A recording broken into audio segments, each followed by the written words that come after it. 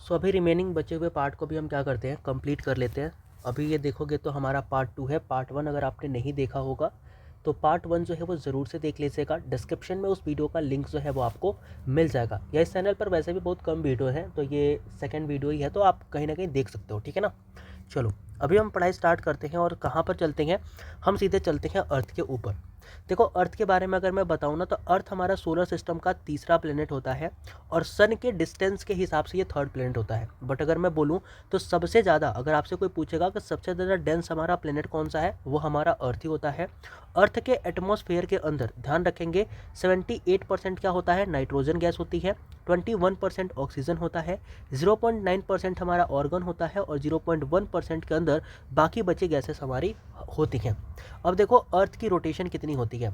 अर्थ की जो रोटेशन होती है ना, वो 23 आवर 56 मिनट 4 सेकंड की होती है। मतलब अर्थ अपने ही एक्सिस पर, देखो ये जो मैं रोटेशन रेवोल्यूशन बता रहा हूँ ना, ये मैं आपको एक्सप्लेन करूँगा कब, जब हम अर्थ के बारे में पढ़ेंगे, जब हम पृथ्वी के बारे में पढ़ेंगे तब, ठीक है ना। अभी हम क्या पढ़ रहे हैं, सोलर सिस्टम पढ़ रहे हैं, तो हर एक प्लेनेट के बारे में सीखते हैं ना, इसलिए हमें प्लेनेट के बारे में थोड़ा सा पढ़ना है। हम स्पेशली अर्थ के बारे में पढ़ेंगे तो उस टाइम पर हम इन चीज़ों के बारे में अच्छे से जानेंगे कि रोटेशन रेवोल्यूशन आखिर होती क्या है।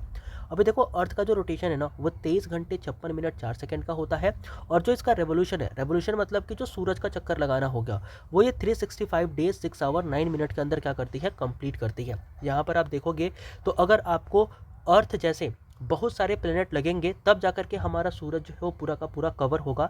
तो अर्थ के जैसे 1.3 मिलियन अर्थ लगेंगे तब जाकर के हम क्या कर सकते हैं, सन को ढक सकते हैं। यानी कि आप यहाँ से ये समझ सकते हो कि सन हमारा अर्थ के कंपैरिजन में कितना बड़ा है, ठीक है ना। आगे बढ़ते हैं, आपको पता लगेगा कि only planet in our solar system जिस पे कि लाइफ आपकी पॉसिबल है, वो हमारा कौन है, अर्थ ही है। तो अर्थ के ऊपर ही जीवन पॉसिबल है, बाकी किसी प्लेनेट पे जीवन पॉसिबल नहीं है। इसके बाद हम आगे बढ़ते हैं, मार्स के बारे में पढ़ते हैं। मार्स हमारा फोर्थ प्लेनेट होता है सोलर सिस्टम में, जब हम डिस्टेंस की बात करते हैं फ्रॉम द सन। इसको हम रेड प्लेनेट भी कहते हैं। क्यों कहते हैं, क्योंकि यहाँ पर आयरन के बहुत सारे ऑक्साइड मिलते हैं, जिसके वजह से इसका जो रंग है वो कैसा हो जाता है, लाल कलर का हो जाता है, ठीक है। इसके दो, याद रखना, इसके कितने, 2 सैटेलाइट हैं जिनका नाम क्या होता है, फोबोस और डिमोस। यहाँ पर मैं आपको बताना भूल गया कि जो हमारी अर्थ है ना, अर्थ का हमारा एक ही सैटेलाइट है, और उस अर्थ के एक सैटेलाइट को हम क्या कहते हैं, तो मून कहते हैं, यानी कि चांद कहते हैं। तो अर्थ का एक सैटेलाइट है जिसे हम मून कहते हैं। यहाँ पर हमारे 2 सैटेलाइट हैं, एक हमारा फोबोस है और एक हमारा कौन सा है, एक हमारा डेमोस है, ठीक है ना। अब याद रखना कि अर्थ जो है ना, जिस तरीके से टिल्टेड है अर्थ, अगर आप देखोगे तो ये टिल्टेड है कितना, 23.5 डिग्री पे। तो अर्थ अगर 23.5 डिग्री पर टिल्टेड है, तो यहाँ पर आपको जो मार्स है ना, वो भी टिल्टेड दिखाई पड़ता है, जिसकी वजह से यहाँ पर मौसम के अंदर क्या होते हैं, परिवर्तन होते रहते हैं। Mars because of longer orbital period, कहने का मतलब ये है कि यहाँ पर आप देखोगे तो जो हमारा मार्स है ना, उस पर क्या होते हैं, सीजन में परिवर्तन होते रहते हैं, मौसम बदलते रहते हैं। Water existing primarily as an ice at the poles and the surfaces, cold desert world यहाँ पर आपको देखने को मिलते हैं। तो कहने का मतलब ये है कि जो हमारा मार्स है, आप ध्यान रखेंगे, मार्स के बारे में वापस से एक्सप्लेन कर रहा हूँ, सुन लेना कि जो मार्स है ना, ये हमारे सोलर सिस्टम का चौथा बड़ा प्लेनेट है, मतलब चौथा प्लेनेट है from the distance to the sun. जब आप सन से डिस्टेंस देखते हो तब याद रखना ये रेड कलर का होता है। क्यों होता है, क्योंकि यहाँ पर आयरन के ऑक्साइड हमें देखने को मिलते हैं। इसके 2 छोटे छोटे मून्स होते हैं जिनके नाम हमने अभी देखे, एक का नाम क्या था, फोबोस, और एक का नाम था डेमोस। याद रखना ये अर्थ के जैसे टिल्टेड है अपने एक्सिस पर, जिसकी वजह से मौसम के अंदर परिवर्तन देखने को यहाँ पर मिलते हैं। अब आते हैं हम गैस लाइक प्लेनेट या फिर जोपियन प्लेनेट में, और उसमें सबसे पहला और सबसे बड़ा हमारा प्लेनेट जो आता है वो हमारा होता है Jupiter. Jupiter 5th and largest planet है पूरे के पूरे किसका, सोलर सिस्टम के अंदर। यहाँ पर देखोगे तो हमारा जो जुपिटर है वो हाइड्रोजन और हीलियम गैसों का बना हुआ है। इस पर कोई भी सॉलिड सरफेस नहीं है, मतलब कि ये गैस लाइक प्लेनेट है, गैस जाइंट प्लेनेट है, इस पर कोई भी आपका सॉलिड सरफेस देखने को नहीं मिलेगा। इसके अलावा याद रखेंगे कि शॉर्टेस्ट डे, यानी कि पूरे के पूरे सोलर सिस्टम में अगर आप देखोगे पूरे के पूरे सोलर सिस्टम को, तो उस पूरे के पूरे सोलर सिस्टम में जो सबसे छोटा दिन होता है वो कहाँ पर होता है, तो वो जुपिटर के अंदर होता है। यहाँ पर जो दिन होता है ना, याद रखना वो 10 घंटे से कम का होता है, 9.8 ऐसे करके कुछ होता है। तो 10 घंटे से भी कम का यहाँ पर क्या होता है, एक दिन होता है। याद रखना पूरे के पूरे जो हमारा सोलर सिस्टम है, इस पूरे के पूरे सोलर सिस्टम का जो सबसे बड़ा मून है ना, सबसे बड़ा जो सैटेलाइट है वो है गैनीमेड, जो कि किसका मून है, जुपिटर का ही मून होता है। और अगर देखोगे तो ये जो हमारे मरकरी और प्लूटो जैसे प्लेनेट हुआ करते थे ना, उन प्लेनेट से भी बड़ा जो गैनीमेड है वो इसका क्या है, सैटेलाइट है, ठीक है। अब देखो जुपिटर के बाद हम आते हैं सैटर्न के ऊपर। सैटर्न जो है वो सोलर सिस्टम का छठवां सबसे बड़ा प्लेनेट है, सॉरी छठवें नंबर पर फ्रॉम द डिस्टेंस अगर आप देखोगे सन से तो ये छठवें नंबर पर आता है। इसके अंदर हमें कई सारे रिंग देखने को मिलते हैं। तो ये जो आप रिंग देख रहे हो ना, इस पर्टिकुलर रिंग, ये रिंग हमें देखने को मिलते हैं जब आप बात करते हो सैटर्न की। सैटर्न भी एक गैस जाइंट प्लेनेट है जो कि हाइड्रोजन और हीलियम का ही बना हुआ है। ये लिस्ट डेंस प्लेनेट है। याद रखना सबसे कम डेंस कौन सा प्लेनेट है, तो वो आपका कौन सा है, सैटर्न है। ठीक है, सैटर्न। और सबसे ज़्यादा कौन सा है, तो अभी मैं बता के आ रहा हूँ कि अगर डेंसिटी वाइज पूछे सबसे ज़्यादा डेंस कौन है, तो आप किसका नाम लोगे, अर्थ का नाम लोगे। ठीक है, अर्थ का। और डेंसिटी कम किसकी है, तो डेंसिटी कम है आपके सैटर्न की। ये चीज़ें आपको पता होनी चाहिए। आगे देखोगे तो यहाँ पर सबसे ज़्यादा सैटेलाइट हमारे होते हैं। तो ये भी क्वेश्चन अगर पूछे जाएगा कि मैक्सिमम सैटेलाइट किसके होते हैं, तो वो हमारे होते हैं सैटर्न के। सैटर्न के क्या है, सबसे ज़्यादा सैटेलाइट है। टोटल कितने सैटेलाइट हैं, तो 146 सैटेलाइट हमें देखने को मिलते हैं। इसका जो सबसे बड़ा सैटेलाइट है, सबसे बड़ा मून है, उसका नाम होता है टाइटन। अब देखो सैटर्न के बाद हम आते हैं यूरेनस पे। जो हमारा यूरेनस है ना, ये 7th प्लेनेट होता है फ्रॉम द सन, मतलब सन से डिस्टेंस देखोगे तो 7वें नंबर पर हमारा यूरेनस आता है। यहाँ पर सबसे ठंडी हमारी टेम्परेचर होती है। अगर पूछा जाएगा कि हमारे सोलर सिस्टम का सबसे कोल्डेस्ट, ठीक है, सबसे कोल्डेस्ट अगर आपसे पूछा जाएगा कि कौन सा प्लेनेट है, तो वो कौन सा हो जाएगा, वो आ जाएगा यूरेनस। वहीं पर एक चीज़ मैं आपको बताना चाहूँगा, सबसे ज़्यादा अगर आपसे हॉट पूछ लिया जाए कि सबसे ज़्यादा गर्म कौन सा प्लेनेट है, तो वो हमारा होता है वीनस। कौन सा होता है, वीनस। वीनस सबसे ज़्यादा हॉट है। और कोल्डेस्ट हमारा कौन सा है, वो है हमारा यूरेनस। ठीक है ना, चलो आगे बढ़ते हैं। कह रहा gaseous cyclone colour of ice giant rotate करता है क्लॉकवाइज। तो मैंने स्टार्टिंग में ही बताया था, सब मैंने आपको क्या बताया था, वीनस के बारे में बताया था। ठीक है ना, तो वीनस याद रखना और यूरेनस, वीनस और यूरेनस दोनों के लास्ट में क्या है, नस नस आ रहा है। तो याद रखना जिन दो प्लेनेट के बीच लास्ट में नस आएगा, तो वो नस वाले प्लेनेट क्या होंगे, क्लॉकवाइज रोटेट करेंगे। तो ये क्या करते हैं, क्लॉकवाइज रोटेट करते हैं। और बाकी जितने प्लेनेट है वो एंटी क्लॉकवाइज रोटेट करते हैं। यूरेनस के बारे में पता लगा आपको एक फैक्ट कि यूरेनस सबसे ठंडा हमारा प्लेनेट होता है हमारे पूरे के पूरे सोलर सिस्टम के अंदर। ठीक है, चलो अब आते हैं, हम बात करते हैं नेपच्यून की। तो नेपच्यून हमारा 8th and most distant planet है। जब आप बात करते हो कहाँ से, तो डिस्टेंस फ्रॉम द सन। याद रखना ये आइस सैंड प्लेनेट है। यहाँ पर मीथेन जो है वो एटमॉस्फेयर में पाई जाती है। और यहाँ पर आप देखोगे तो नेपच्यून जो है वो ब्लू कलर का दिखाई पड़ता है। तो इसे हम ब्लू प्लेनेट भी, मतलब ये थोड़ा सा ब्लू कलर का दिखता है, ब्लू इन कलर आपको नेपच्यून देखने को मिलेगा। सन से सबसे ज़्यादा डिस्टेंस होती है। तो इस तरीके से आप क्या कर सकते हो, इन चीज़ों के बारे में पढ़ सकते हो। तो ये था हमारे कुछ प्लेनेट के बारे में जो हमने जाना और सीखा। नेक्स्ट हम आगे बढ़ते हैं और हम आगे बढ़ के किस चीज़ के बारे में बात करते हैं, सन के बारे में बात करते हैं। ठीक है ना, देखो जब आप सन के बारे में बात करोगे तो क्या पता लगेगा कि सन जो हमारा है ना, ये एक वनली स्टार है इन आवर सोलर सिस्टम। तो हमारे सोलर सिस्टम के अंदर अगर कोई पूछेगा कि कितने स्टार हैं, तो there is only one star, that is our sun. जो सन हमारा है ये गैदर करता है, जनरेट करता है अपनी खुद की लाइट। मतलब सन अपनी खुद की लाइट जनरेट करता है, किस प्रोसेस से जनरेट करता है ये भी इंपॉर्टेंट है। तो याद रखना न्यूक्लियर फ्यूजन रिएक्शन पूछ लिया जाता है कि जो सन की एनर्जी है ना, उसका राज क्या है। तो आपकी एनर्जी का राज क्या है, बताओ, आपकी एनर्जी का राज क्या है, तो रिवाइटल है क्या, नहीं, रिवाइटल नहीं है। आपकी एनर्जी का भी राज है सन।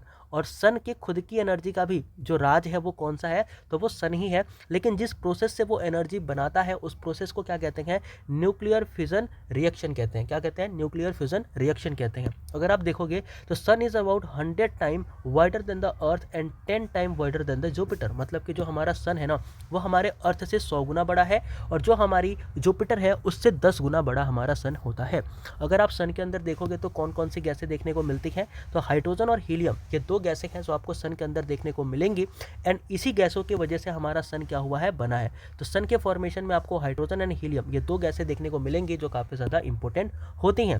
सन जो है वो एमिट करता है स्ट्रीम ऑफ चार्ज पार्टिकल, जिन्हें हम क्या कहते हैं, सोलर विंड कहते हैं। अब देखो सोलर विंड वगैरह समझना है ना, क्या होती है क्या नहीं होती है, तो इन वीडियो को क्या कर सकते हो, एक बार तुम देख सकते हो इंस्टाग्राम पर जाकर के। ठीक है, सभी को पता है यार, सीरियस जर्नी काफ़ी फेमस हमारे भैया बोल सकते हैं, काफ़ी ज़्यादा फेमस हमारे टीचर हैं जो काफ़ी अच्छा एक्सप्लेन करते हैं चीज़ों को। तो इन्होंने क्या करा है कि इंस्टाग्राम के ऊपर इन सब चीज़ों के ऊपर ना वीडियो बना रखी है, डाल रखी है। तो आप जाकर के इन वीडियो को भी क्या कर सकते हो, कहीं ना कहीं देख सकते हो और समझ सकते हो। बट अभी इतने के लिए समझो कि सोलर विंड हमारा होता क्या है, तो जो सन से हमारी जो सन से हमारी देख रहे हो साइड में ऐसे जैसे कुछ निकल रहा है ना, तो सन के साइड में जो चीज़ें निकल रही होती हैं उन्हीं को हम कहते हैं सोलर विंड। और सोलर विंड जो होते हैं वो चार्ज पार्टिकल होते हैं।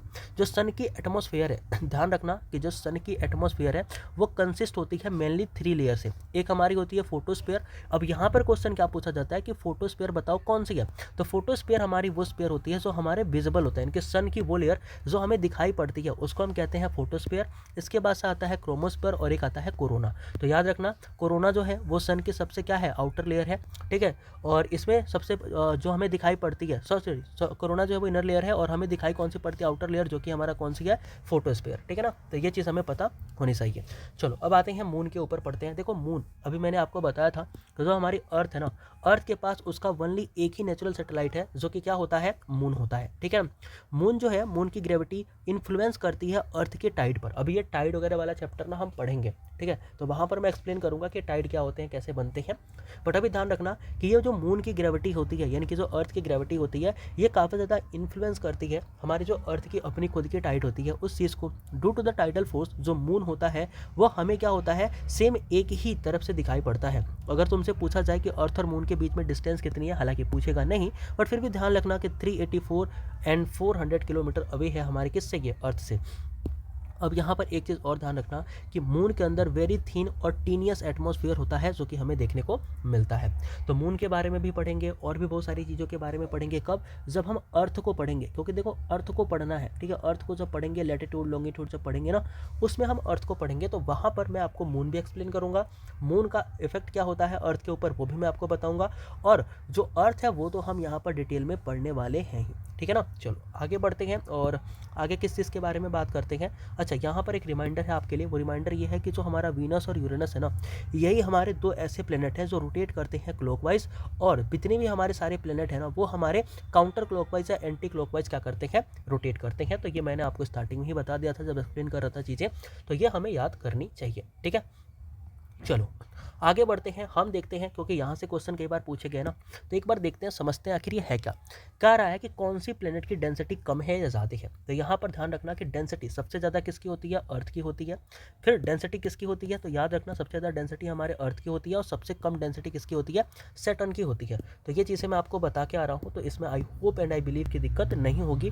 आपको बस ये याद रखना है कि टॉप पे कौन है और सबसे नीचे कौन आता है, ठीक है ना। तो सबसे टॉप पे हमारा कौन आता है, अर्थ आता है, और सबसे नीचे कौन आता है, सैटर्न आता है। अगर इनके अलावा कोई और भी पूछा जाएगा तो एक बात ध्यान रखना कि अर्थ हो गया, मरकरी हो गया, वीनस हो गया, मार्स हो गया, नेपच्यून हो गया, और नेपच्यून के अलावा जुपिटर हो गया।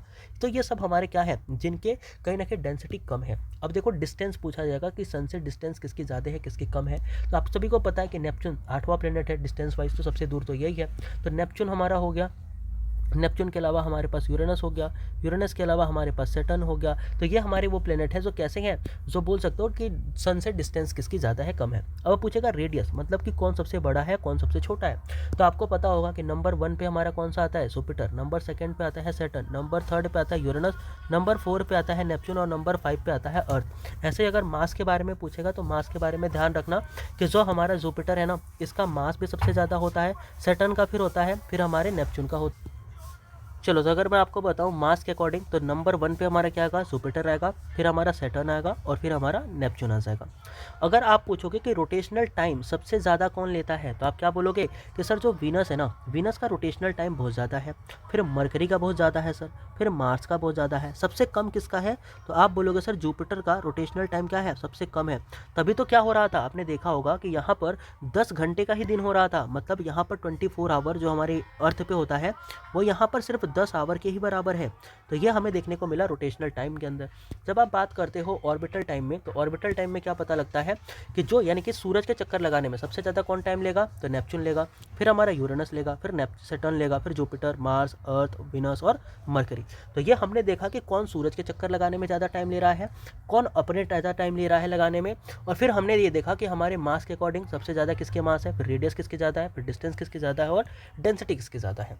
नेक्स्ट हम बात करते हैं हमारे जियोलॉजिकल टाइम स्केल के बारे में। देखो जियोलॉजिकल टाइम स्केल बहुत ही छोटा कंसेप्ट है, बट फिर भी हम समझते हैं, ठीक है ना।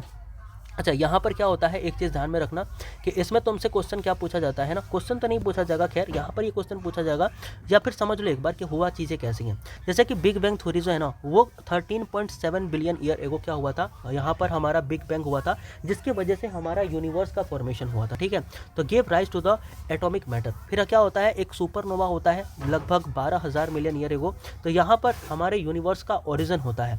फिर हमारा ओरिजिन ऑफ स्टार कब होते हैं, तो 5,000 मिलियन ईयर एगो, जहाँ पर हमारा सन जो है वो बनता है।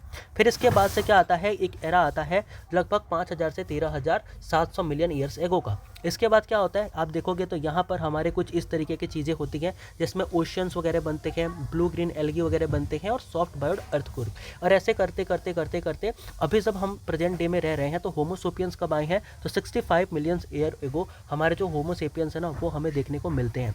तो किस तरीके से चीज़ें हुई, किस तरीके से चीज़ें गई, I hope and I believe कि अभी आपको समझ में आया होगा। तो ये था जो हमारा रिमेनिंग पार्ट था, part 2। I hope and I believe आपको समझ में आया हो।